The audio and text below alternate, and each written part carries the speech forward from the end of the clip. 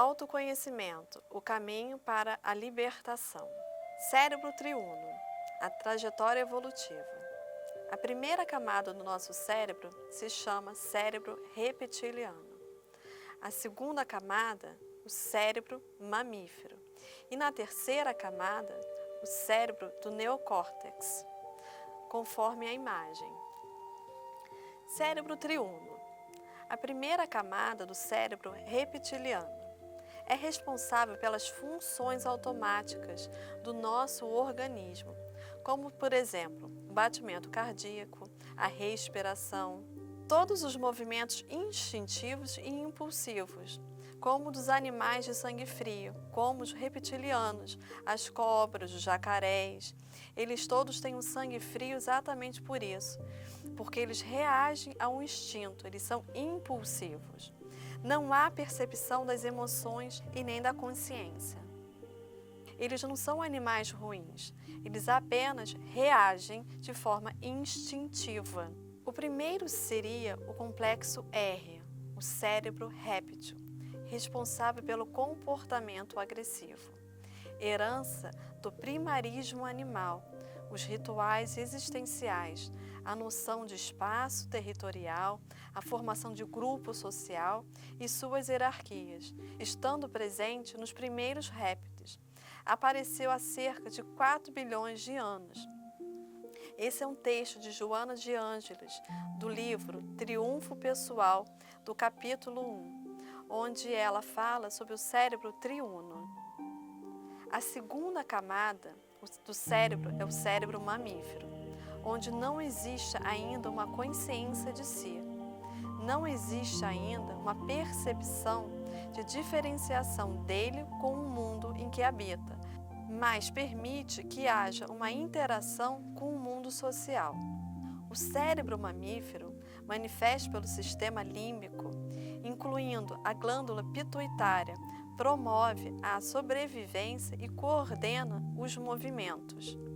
Os animais são um treino inicial para as emoções superiores. Controla em grande parte as emoções. Exemplo, a fera que lambe os seus filhotes já demonstra o seu amor incondicional. Os animais, eles sentem o afeto, o amor, mas não há uma percepção mais profunda dessas emoções. Logo, depois viria o cérebro mamífero, expresso pelo sistema límbico, com a inclusão da pituitária, responsável por grande parte das emoções humanas, quais a área da afetividade, dos relacionamentos, dos sentimentos de compaixão e da piedade, da manutenção do grupo social e da organização gregária. Ele apareceu mais ou menos em cerca de 150 milhões de anos atrás. Então, no cérebro mamífero, os animais, como os macacos, eles começam a cuidar dos seus semelhantes. Eles começam a ter afeto pelos seus semelhantes. E depois, conforme a evolução, nós fomos criar o terceiro cérebro, o cérebro humano, o cérebro do neocórtex. Fomos treinando as emoções e, por fim, quando elas estavam completas em nosso ser, o neocórtex se estabelece no nosso psiquismo, dando origem à nossa consciência. Todas as origens passadas vão sendo arquivadas na nossa estrutura espiritual e também na nossa estrutura orgânica, que traz os registros das eras anteriores vividas, para que avancemos na escala da evolução. E também no livro Triunfo Pessoal, no capítulo 1, Joana de Ângeles também diz: e por fim, o neocórtex, o cérebro primitivo, encarregado das funções nobres do ser, como a inteligência, o raciocínio, o discernimento, a linguagem, a percepção de tudo quanto ocorre à nossa volta, e da administração da visão. Esse último resulta da conquista da evolução. Isso aconteceu apenas dezenas de milhões de anos atrás. Nessa imagem você vê a primeira camada do cérebro réptil, a mente que foge e se defende e ataca, que é o cérebro reptiliano, o cérebro instintivo. A segunda camada, o cérebro mamífero, que é onde se formou o sistema límbico, né, as emoções, a mente sente, o cérebro emocional. E depois, o neocórtex, que é a parte mais recente do cérebro, onde o homem começou a ter consciência e começou a pensar, a separar o que ele sente e o que ele pensa, que é a terceira camada, o neocórtex. O neocórtex é a mais recente, é a denominação que recebem todas as áreas mais desenvolvidas do córtex.